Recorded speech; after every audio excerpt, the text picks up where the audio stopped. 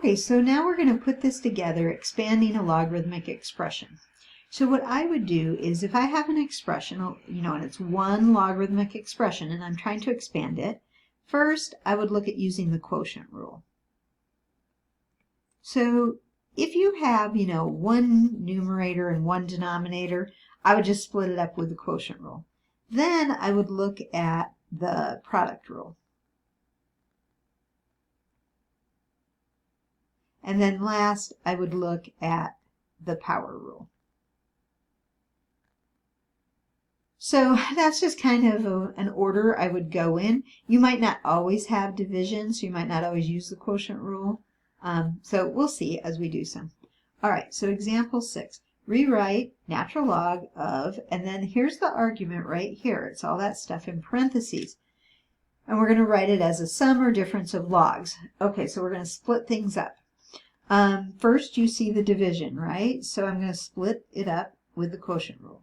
Natural log of x to the fourth y minus natural log of 7. It's a 7, yeah. Okay. You might say, well, couldn't I do, all of it at once? You could. Sometimes it's a little tricky if there's more factors in the denominator because you have to remember to subtract, all of the denominator. So this is just kind of a step-by-step approach. Okay, so there's the quotient rule. I do have a product in this first logarithm right there. So I'm going to split that up into natural log of x to the fourth plus natural log of y, and then minus the natural log of 7. 7's not going to do anything. 7's prime. And a lot of times, like even if it had been 6, a lot of times we would just leave it natural log of 6. We wouldn't bother splitting it up into 2 and 3.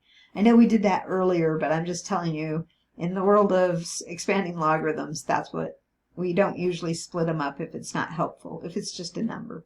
Okay. But one more thing to do, the power rule. So there's one base that has an exponent right there, that 4. So I'm going to bring that down in front.